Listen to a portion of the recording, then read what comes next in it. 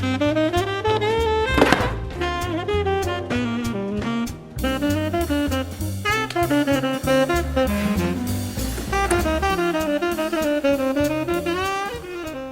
día. ¿Qué tal, muchachos? Buen día, doctora. Señorita secretaria, ¿se ha muerto un santo en el día de hoy? ¿Por? Porque veo un ángel vestido de luto.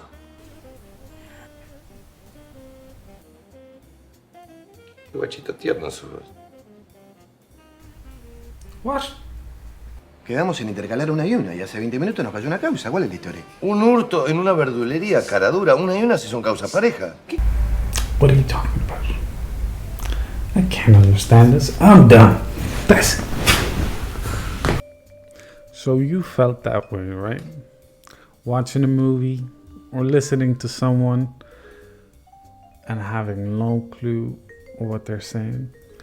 So I'm not here to give you a silver bullet for improving your listening, but I will share my approach and the strategies that I find most effective. We'll consider things like motivation, passive versus active listening, and finally I'll share some content that I tend to recommend to my students depending on their level of English. So the first time recording this video, I didn't emphasize this one point enough, which I think is crucial. So I will edit this in.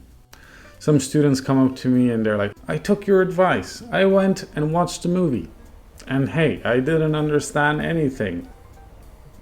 Or I missed important parts of the plot.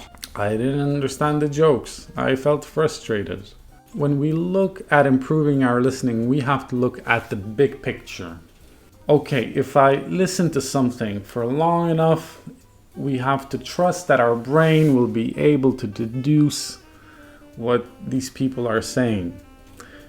We have to trust in our brain's capacities to analyze all that language that you're taking in and to eventually decipher it. But this takes a lot of hours of listening. I will not lie to you. It takes a lot of listening, especially if what you want is to watch a movie and understand everything. To understand all jokes and all colloquialisms of a specific place. We have to accept that sometimes we just will not understand, and that's okay. And we must not be perfectionists in language learning. And in the long term, I think this will do us much more good than trying to figure out what each word means immediately. Just to listen a lot and listen frequently. Accept not understanding for a while. And this will pay off in the long term. I promise you that. Okay, back to the video. So I like to separate listening to two parts, passive and active. Passive listening just means you're listening whilst you're doing something else. So washing the dishes, playing video games, going for a walk. Maybe while you're working, maybe you have an easy job. So whilst you're doing your daily tasks, that your manager tells you, just listening to a podcast there. Taking a shower, listening to a podcast. Okay. And if your level of English is low, you might think that you wouldn't be able to do something and listen to something in English at the same time and understand.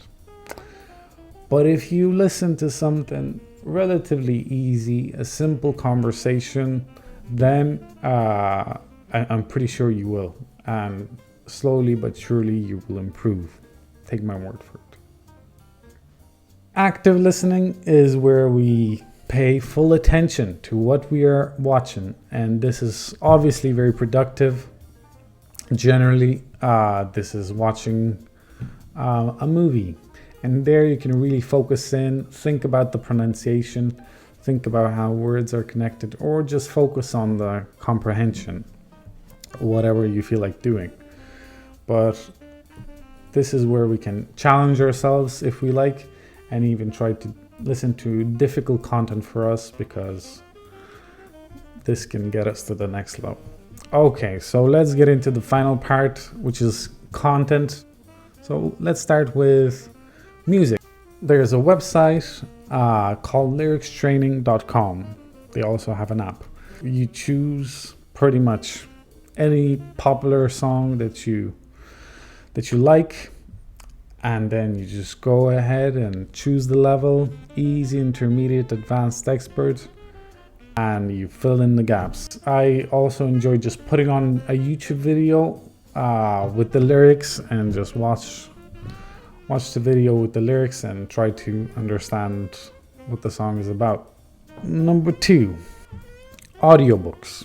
Here you could do something that's really productive in my opinion, which is reading and listening at the same time. So you could have the actual book, the textbook, and then the audiobook to go along with it, and listen and read at the same time. This creates a connection in your brain between words and pronunciation. As you read and you see how words are pronounced, I do think this pays off in the long term. An audiobook that I recommend is The Truth About the Harry Quebert Affair. This is quite an easy book to read, super entertaining story. You can find the audiobook version on audible.com and the book on Amazon or wherever you buy your books. YouTube. A tip that I've picked up from another YouTuber, Matt versus Japan, that on YouTube we can have separate accounts depending on the language that you want the content to be in. So if I create a Google account and I only watch content in that specific language on that account, say French in my case, then 99% of the content that YouTube recommends me will be in French. And they keep recommending me more and more content that I have no idea about, but it tends to be something that interests me. But I will also recommend some specific YouTube channels that I enjoy, and I think you might as well. Kangaroo English.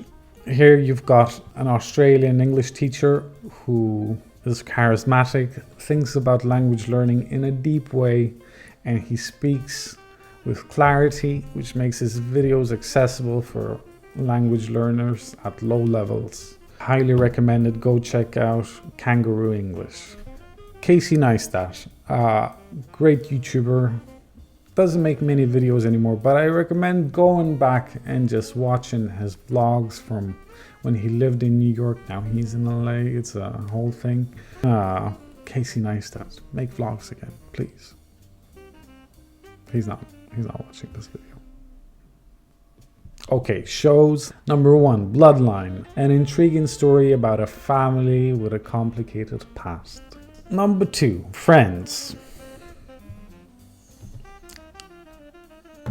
What can I say about Friends? Friends is a classic. You've got to see Friends in English. Next one.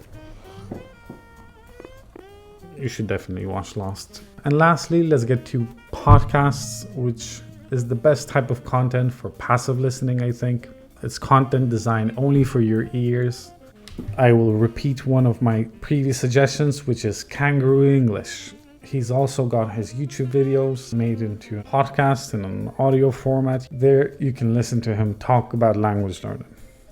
This American Life, really entertaining stories, well produced, a little challenging to understand, but you have to give it a shot if your English is at a B2 level or above. And lastly, the Vergecast. They have interviews and discussions about the latest and greatest in technology and how these developments will affect us in the future. I hope you found my breakdown of listening useful. If you got any questions, leave a comment. Thank you for watching.